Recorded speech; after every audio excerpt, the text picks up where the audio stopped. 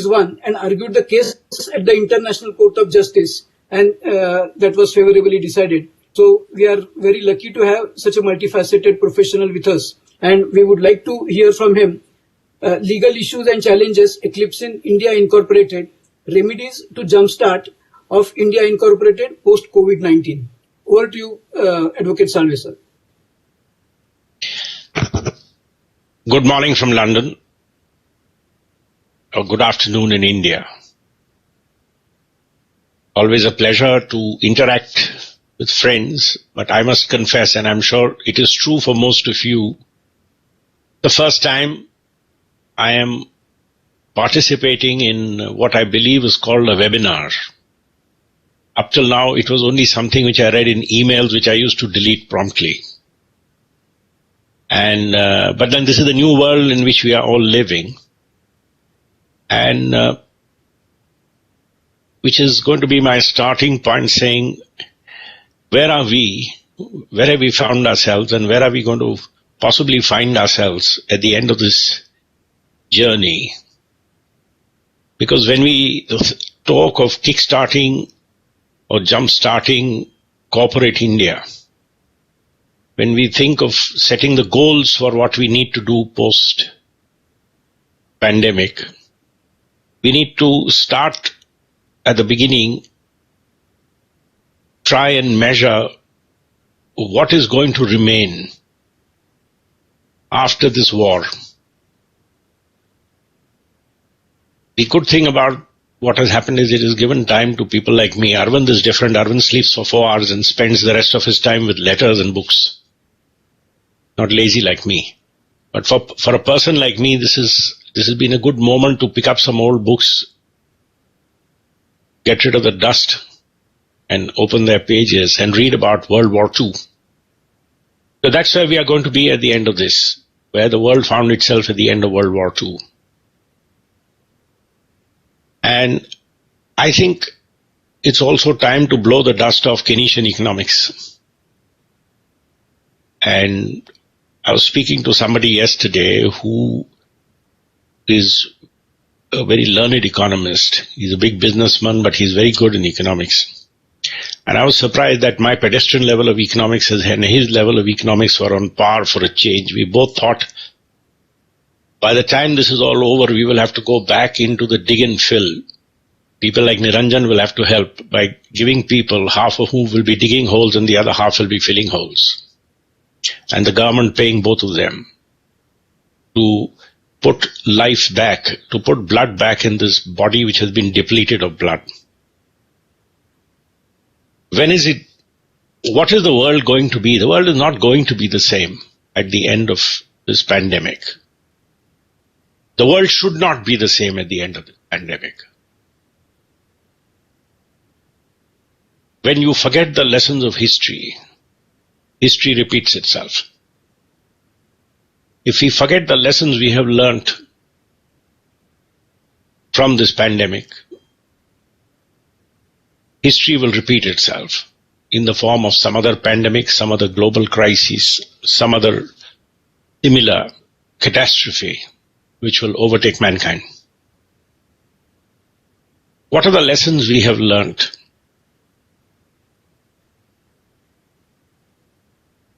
Some of them are on a philosophical level, as I read one of these morning posts, and you're flooded by them every morning nowadays because everybody has so much time.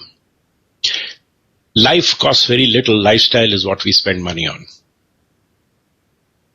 We need to find perhaps a new balance in life and lifestyle. What was considered to be the global model of development, how is it going to sustain with the new awareness that allowing capital to chase the most efficient resource sometimes becomes incompatible with national interests? When President Trump 3 years back started saying, we will make America great, we will pull manufacturing back, and he had limited success. Not much, as yet. Everybody thought he was being isolationist, and he was just taking a political posture. Today people regret, and I'm telling you, the emotion in the country in which I'm living right now, in the UK, the emotion of grave regret that what used to be one of the countries known for its industrial strength, the sweatshops were in the UK, the 40s and 50s post-World War II. The sense of regret, the sense of anger which the Britishers feel that they have lost even the ability to manufacture personal protection equipment. They are dependent on China, and there is a huge anti-Chinese sentiment all over the world. I don't think that's a secret. The sense of anguish at where they find themselves. Even people in this small island country of Britain are saying, we need to get manufacturing back into this country. How is it going to square with high wages and with the kind of lifestyle which people have become used to in the last 4 decades remains to be seen. This is one massive change the world is going to go through. Now, India is fortunately not in a situation where we have to worry about bringing manufacturing back into India. We have to worry about other countries taking manufacturing back into their countries. And where do we fit in this equation? And that is going to be a huge challenge. Not going to be easy. The second question we have to ask ourselves, and we have to start by saying we do not know the answer to this question with any sense of certainty, is, when is this going to end? A month from now, 3 weeks from now, 3 months from now, end of the year. What is going to be the state of the economy 1 month from now, 2 months from now, 3 months from now? And what is going to be the mindset of people 2 months from now, 3 months from now? How many of us will be ready to take out our wallets on lifestyle? There is a sense of everybody's going back into their cave, trying to save and trying to build reserves. Good for a country like India. Maybe we can push savings rates in India. What steps can we take to cash in on the sentiment to build savings rates in a country like India? It's something we need to look at.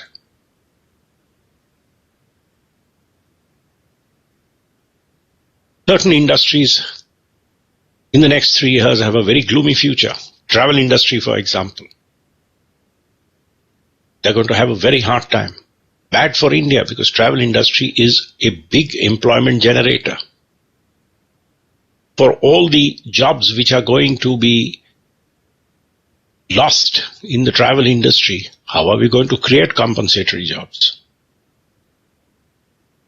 And these are the hard questions we need to ask ourselves today, so that when the curtain lifts in whole or in part or in bits, we are ready with our answers.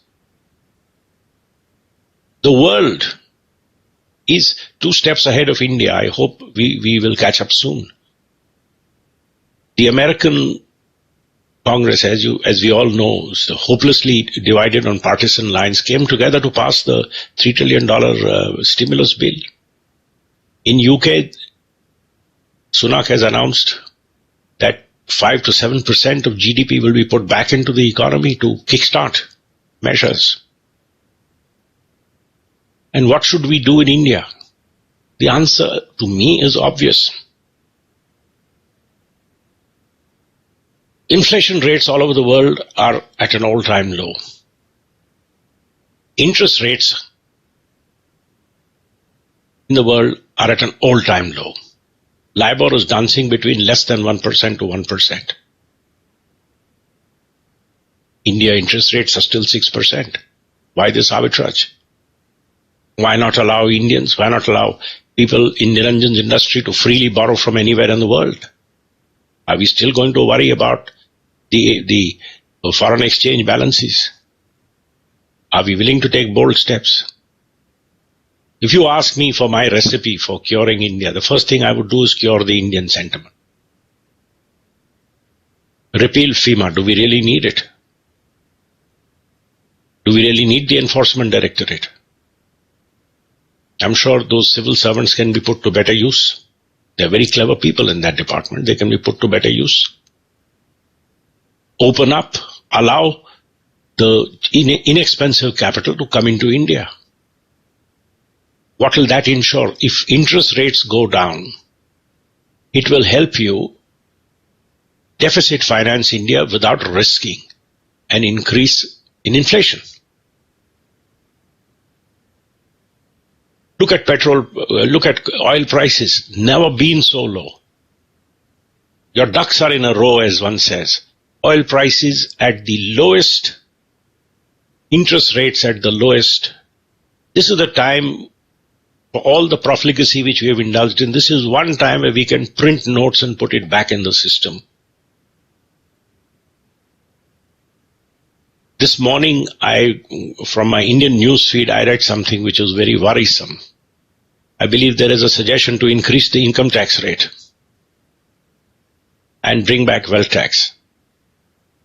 We all know wealth tax doesn't get you revenue. Never has any significant amount. What it does get you is a lot more power of the tax department over the individuals who have to pay wealth tax. So the old Indian mindset is not going. Try and cash in on every situation to increase your turf. We have to get past this. Arvind was mentioning about the kind of changes we have seen in the budget. This kind of bureaucratic nitpicking of trying and making life more and more difficult for the taxpayer. We have to change this mindset. If India has to restart, India Inc. has to restart. We complain about the Indian banking sector. Yes, the Indian banking sector went awry. The Indian banking sector went awry because of corruption in the system. And the banking sector is not the only system which suffers from corruption. We need to fix that. There is no question about it. But if you see on a more global basis, the amount of credit, if you measure it with a reference to GDP, India is very low. The world average is 129%. India's at the highest has been in 50s. South Asia has been low, but then South Asia has poorer countries which drag the average down. We have to break this cycle. Europe is well over 60%. The United States is 187% of GDP as domestic credit. Where do we find ourselves? I was seeing the other day, one of the articles I was reading out of curiosity, I found there is a reference, and Niranjan would know about this more, there is a reference to a report given by Moody's in 2019, December, before this pandemic hit, where they have teed up the real problem. The NBFCs have collapsed. When the NBFCs collapsed, they have taken down the real estate sector, which is possibly one of the biggest employment generating sectors. They have taken down the retail sector, and they have taken down the SME sector. And banks today, because of the kind of enforcement which is going on, the banks today don't want to lend. Other than to gilt-edged companies, and gilt-edged companies don't need bank loans. So we have to break the cycle. You have to put money back. The body has fought this economic infection, plus the pandemic has shut everything down. I perhaps feel there may be a thick silver lining in this cloud. There was a time had come for India to hit reset. And we have hit the reset button. Are we willing to acknowledge that we have hit the reset button? Are we willing to learn from our mistakes of the past and find course correction for the future? My suggestion is that we have identified what went wrong. We know what went wrong. You can go into micro details about which company took excess money and which promoter took money outside India, etc. We can go on those. That's a separate exercise. But broadly, we knew what went wrong. So we strengthen our systems.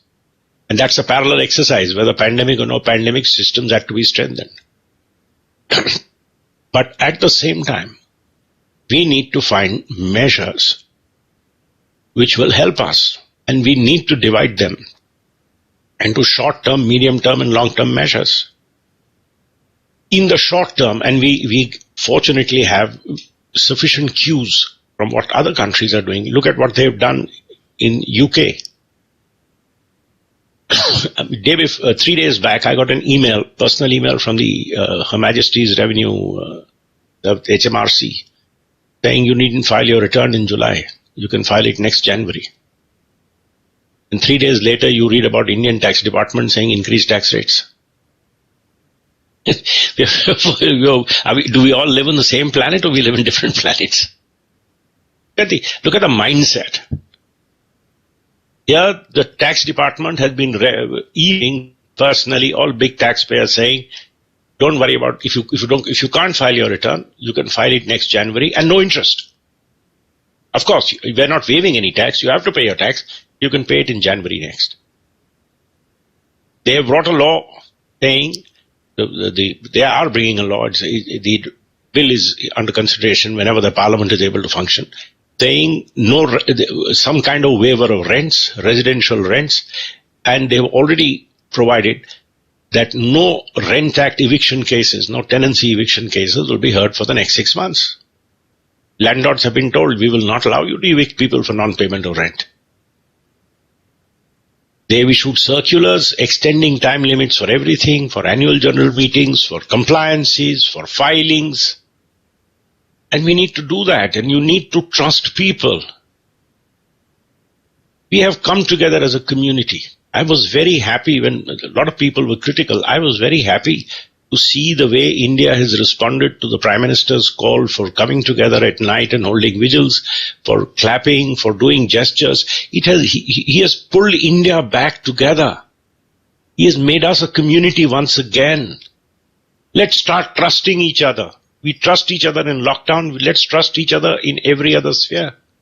This huge sense of distrust which had built into the government and the taxpayer, and the government and the industry must go. You have to hold hands and move ahead. You can't say real estate fellows are bad, or the manufacturing fellows are bad, or the road contractors are bad, or the medium enterprise is bad because they cheat from excise, or so on. So all this has to go. We have to come back as a community and have faith in each other. The way today we are standing in for each other. We have to do that in all spheres of our life. I think it will help if somebody in India picks up the emergency legislation which they've brought in Europe, emergency legislation which they've brought in the UK, as to what measures can be taken. Certain government systems can perhaps be changed forever. I think we've worked reasonably well on video links and on these. Whatever efficiencies can be improved should be improved. Lessons can be learned. But in the short term, from the day we have to put money back in the hands of people. You have to bring confidence back in the people. There is a sense of fear.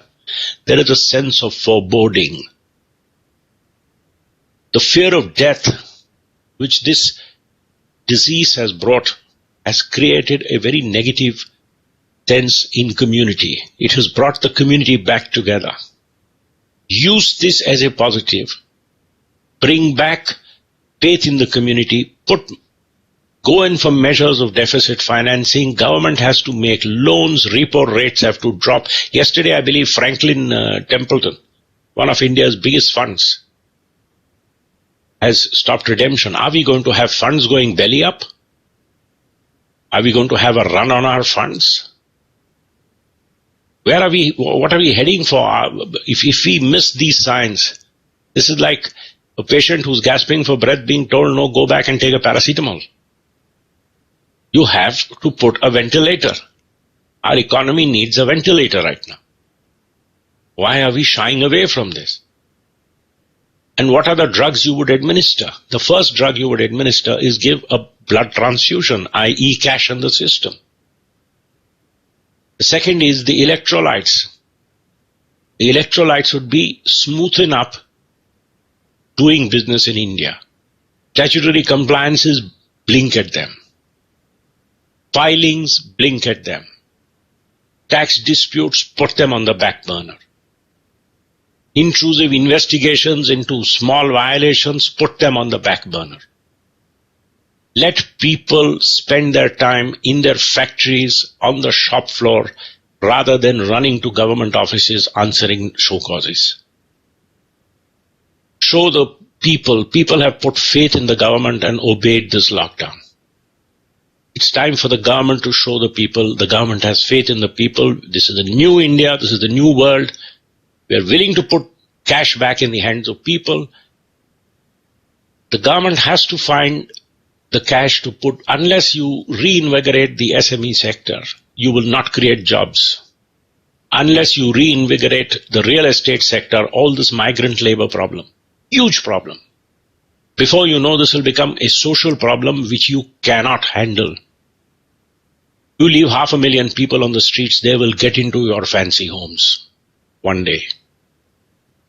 How many policemen will you deploy and how many bullets will you use to suppress the rising mob? So we need to read these signs. This has been the best reset opportunity. And I personally feel these are the big challenges. One issue which the government will also have to deal with is they will have to come out with a properly structured statutory force majeure to deal with commercial disputes. Otherwise, there are going to be so many commercial disputes about delays, about non-performance. I mean, I see Kunal looking very upset because he might lose a lot of clients if the government solves the problem on force majeure. But it has to be done. You have to find some way of structuring contractual relations which will phase out. And what is the best place to start? The best place to start is public sector enterprises who have the maximum number of contracts for performance of services. Bring in it. And we have to do it now. We have been into the lockdown for long enough. We are now looking at some light at the end of the tunnel. This is the time for confidence building exercises. Arvind flagged some very important unnecessary irritants in the previous Finance Act. Let us see a confidence building measure, repeal them, change them.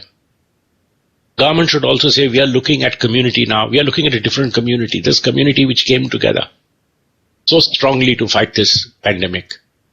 This is a different India. Here we trust each other, we have faith in each other, we work for each other.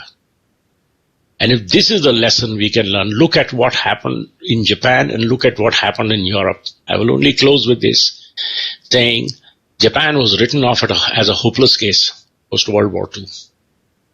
Everybody said Japan is gone. Europe looked derelict post-World War II. In the next 15 years, Europe and Japan became the two industrial powerhouses of the world. What did they do? They redesigned society. Europe came together as never before. From World War II to the Maastricht Treaty, where a single Europe was created, has been a journey we can all learn from. In this free time, if you read about how Europe became this huge powerhouse. What happened in Japan? From the tatters it was in post-World War II, see where Japan, see the heights to which the commanding heights to which the Japanese economy rose to. How did they do it? Faith, trust, belief in each other. This is the time where the global community is going to do it. It's happening all over the world. It's happening all around us. This is the time where we also can use this moment to come together and use all the opportunities which are coming up and show the world that this is a different India. This is a modern India, and this pandemic has killed the old sloth bear. And what you now have is a lean, mean fighting economy and a country which dreams as one, which works as one. Thank you. Thank you, Mr. Salve. We are very thrilled that the son of India is thinking for the motherland India, that it shines with glory in the entire globe. We are really, we have people like this. Definitely India will look up and will challenge any economy in the world. Sir, some questions have come. So I'll put right across three questions. One is, normally stimulus packages announced by the government demand some cash outflow. Presently, government is not in position to provide cash outflow. So what kind of stimulus packages can be announced without affecting cash outflow, and yet it will stimulate the industry? I challenge the premise that the government is not in a position to give cash outflow. I challenge the premise that you need more taxes for cash outflow. Every government is cash strapped. Every government is cash strapped. US has had 7 million claims for unemployment. They are looking at a huge outflow. In UK, the furlough provisions, they are paying £2,500 to every worker, every person who's without a job. So at least the groceries can be bought. Where is the money coming from? Every government owns a mint. This is the time you use your mint. We have deficit financed. Yes, we have done the right thing by bringing in the fiscal deficit cap law. But there are times where you need to print more money.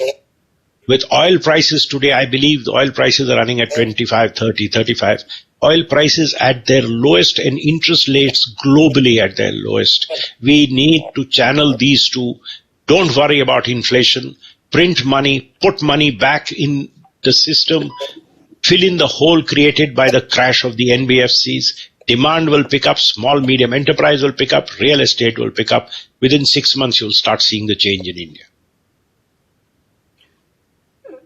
Yes. We need to be bold. We can't, no use being nervous and fidgety at this time now. It's only the bold who will survive. Yes. Sir, agriculture and SMEs are the two backbones of Indian economy, and they can really take Indian economy to a growth path and even do better than China. So in this direction, what policy government can adopt for is this SME sector and for agriculture? See, I again feel the time is now right for a political change even in agriculture. We need to bring in quasi-corporate agriculture in India. I know some models which are being considered. I know, for example, the Reliance retail model. You have large corporations who are willing to take over your agricultural sector, who will give full insurance, who will have advanced contracts and acquire the entire produce at cost of market price, whichever is higher, and for a failed crop will pay for the entire base value of the crop. You have large companies willing to do that. Allow that. Yes, the local politician will lose control over the farmer because the farmer will now no longer be dependent on his local politician for the seed and for the fertilizer and for money for irrigation. But that political change must come. So if we can gear up our agriculture and grow what you can grow. If you can grow rice in Punjab, grow it. Doesn't matter if Punjabis don't eat rice. If you can grow wheat in central India, grow it. Doesn't matter if the central Indians eat rice.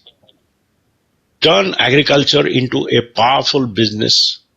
Make that political change, and small and medium enterprise. These two are going to be the backbone of the new India, which will create employment. And this is the time when we can do it. Yes, thank you. And it is seen that USA and other countries are filing case against China for spreading this pandemic. How far this is legally tenable and what can be the outcome of these cases? Well, let me tell you, I'm delighted that somebody is at least making the point of filing a case against China. How far one subscribes to conspiracy theories is a matter of one's own fantasy. But yes, there definitely has been something which went horribly wrong. China has been extremely economical in sharing information and continues to be extremely economical in sharing information. That by itself has to be recognized in public international law as a wrong. And I hope public international law will grow in that dimension.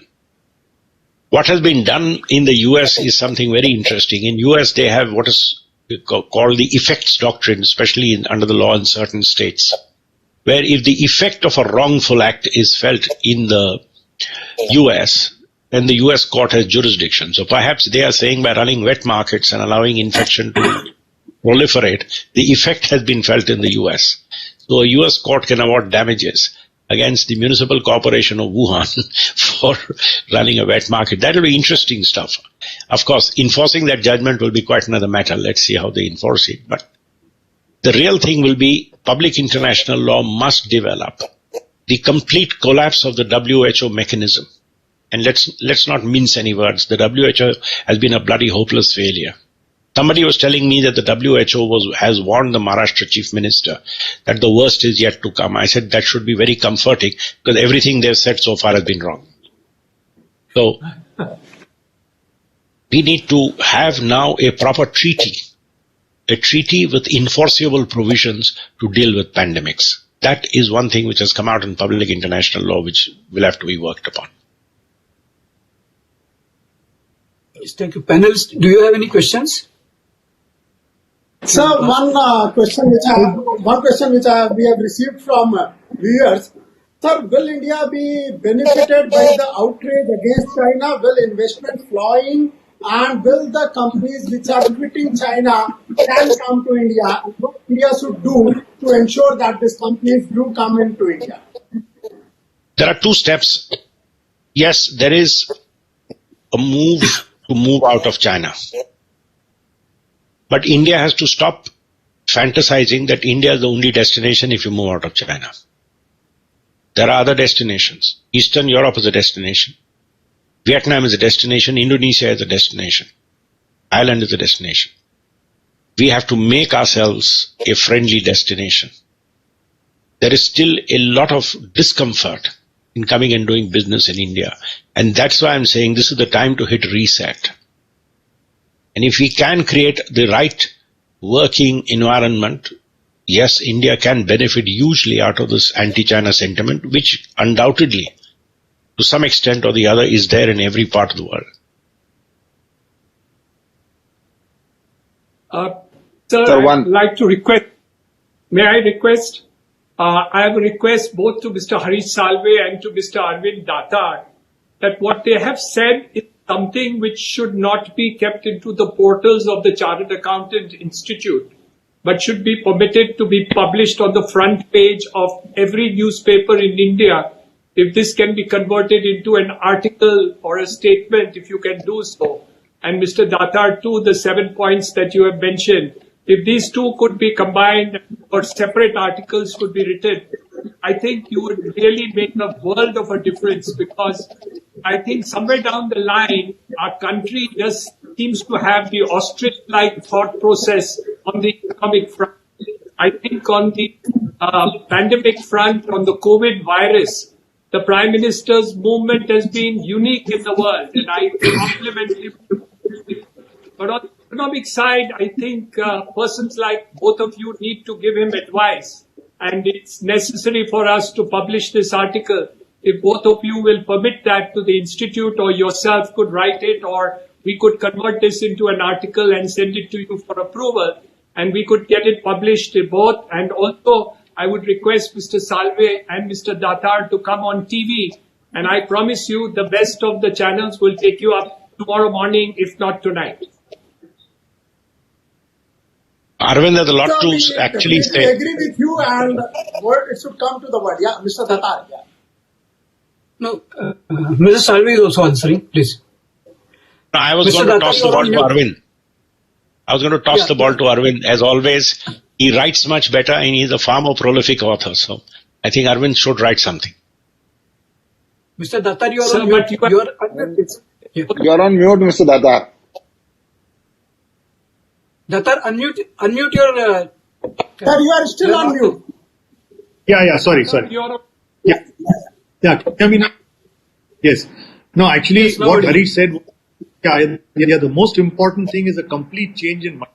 We must forget the fact that, if you see, for example, our investment treaty, it is so badly drafted that only one country, Belize, has signed the treaty with India. And I did not even know where Belize was till I went to Google and found out it's some tiny island with 100,000 people somewhere in the Caribbean.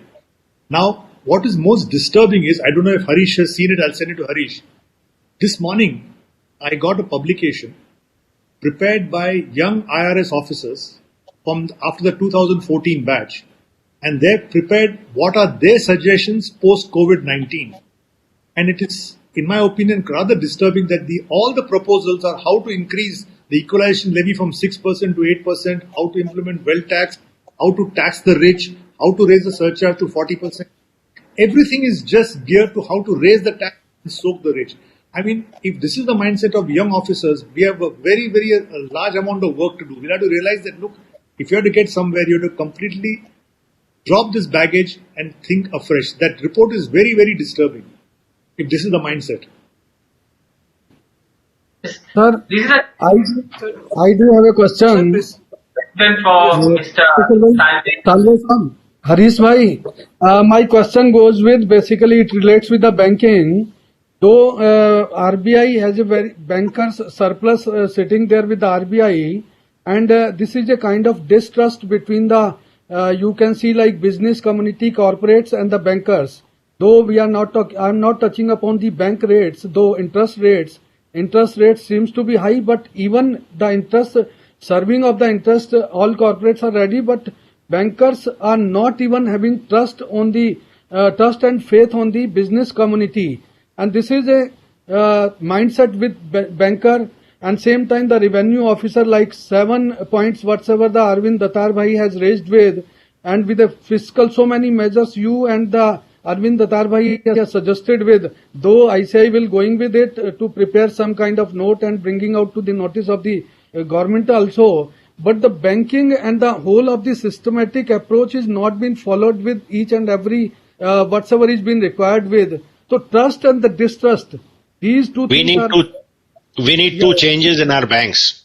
Yeah, that needs a Take away the Reserve Bank's powers over commercial banking and create a banking regulator which will work transparently, whose reports will be available to stakeholders, even in redacted forms, and from whose orders you will have a transparent appeal if a bank is wrongly targeted, not like what the Reserve Bank does, bullies banks.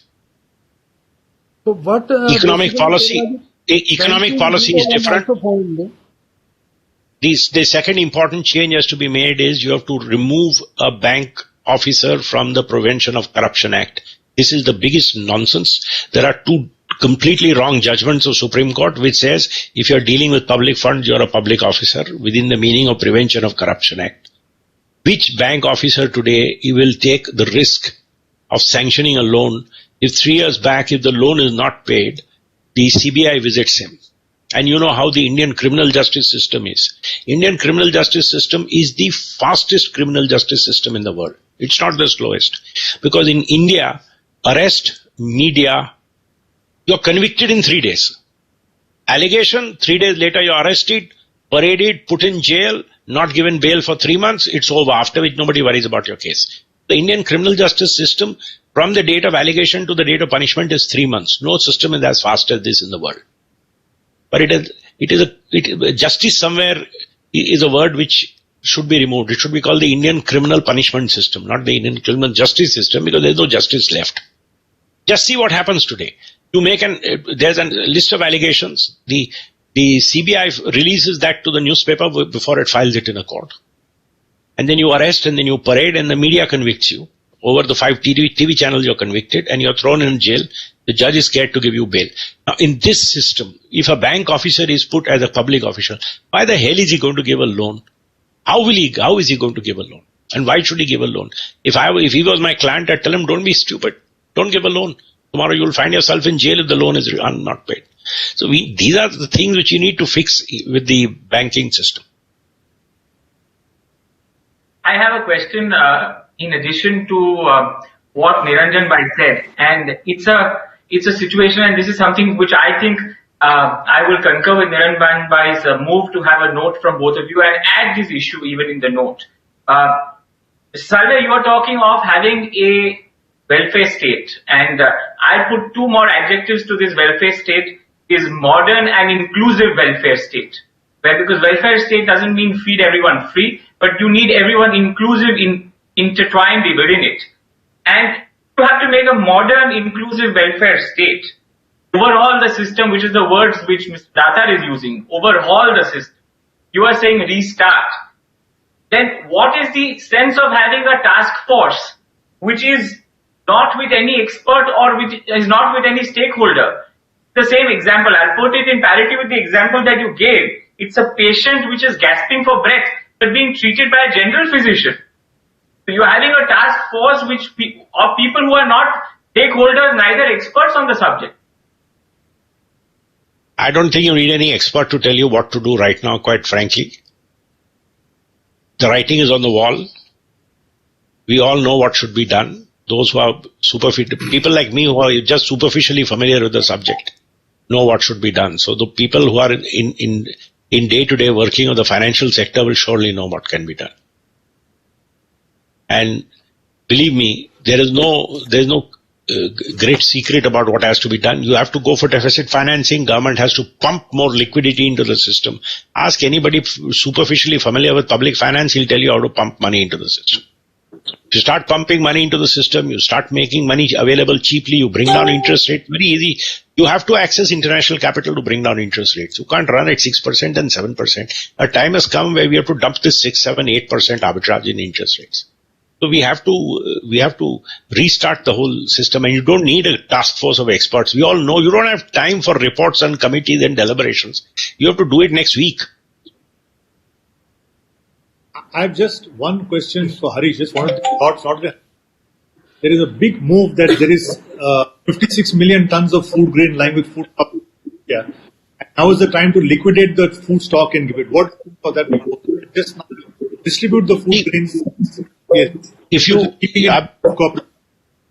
I don't think it's a bad idea. If for example you take the real estate sector and you say we are going to release capital to you, and we are going to sell food grain cheaply to say a builder to distribute to his workers at 1/3 the price. You ask Niranjan, he'll happily buy it and distribute to his people. The government gets the basic cost. Cost is about 20% of what the market price may be, 30% of what the market price is. The targeted people will get it. People who employ the poorest are the people who build roads, are the people who build homes, are the people who build buildings. Use them as your channels of distribution. You go through your PDS and 40% will be stolen and will find itself in your Kirana shop. You have to use the system to distribute this. If you do it, I think it's a wonderful idea. Do it the right way. Trust your Indian businessman. Everybody is in an emotional mindset right now. If you I was seeing BBC today. I was so proud. They were showing in BBC when these migrant laborers are hungry. There are some small restaurateurs in Delhi who have got together and started a free kitchen. Makes you proud as an Indian. This is what, if this is the mindset today, if this is the emotional mindset in what we are, if you call all your big builders, your 20 top builders and say, look, you are the guys who hire the maximum number of migrant labor. Why don't you distribute grain to them? They will happily do it for you. And those are the people who need your free food grain. Have faith in your state governments, distribute it free. But do it in a way that 40% of that grain doesn't show up in your Kirana shop. It's true.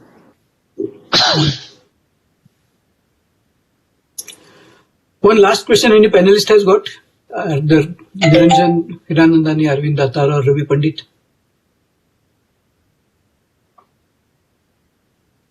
Unmute yourself, Ravi, if you have. I said this was brilliant. This is really the medicine that our rules and regulations require. And no time better than this to make these changes, because I think for once we feel that as a country we are all in the same boat.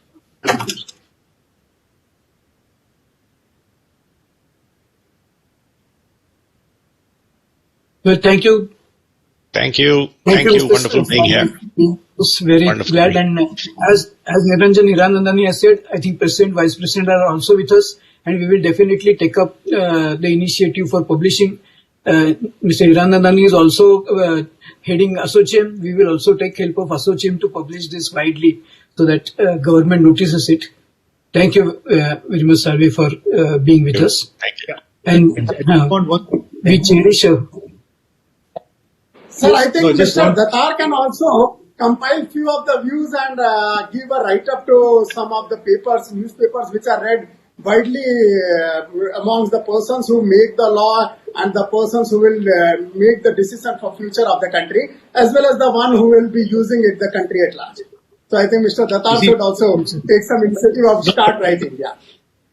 As Harish said, I keep writing, but it is such a frustrating experience because no matter what you say, it's bad. Remember what Oscar Wilde said: advice is bad and giving good advice is fatal. So I think it's. I mean, for example, see we are all chartered accountants. See the drafting of significant economic decisions. I mean, if that law comes into force, virtually you are going to tax anybody in New York, Milwaukee, anywhere where there's some. You see the e-commerce provisions. I mean, any person who drafts this has no idea. Why can't they discuss this proposal with Amazon, Flipkart, the leading companies, talk to people and find the whole thing of we have forgotten source taxation legislation. Anywhere you can touch your hand and cash the money, you can. Now, I don't know if Harish said it, under this budget, a non-resident, every person dealing with an Indian, the Indian becomes the president for TDS. I mean, where are we going? If I just buy something from UK and the UK, I mean, if I sell goods, now the shocking thing is if I sell goods to Amazon UK has to deduct TDS and remit it to the government, find a PAN number, find a PAN. And if it doesn't do so, as his agent is liable, I mean, something is going seriously wrong, and it's time to reset button as Harish is in a real large way. We are heading for trouble. Definitely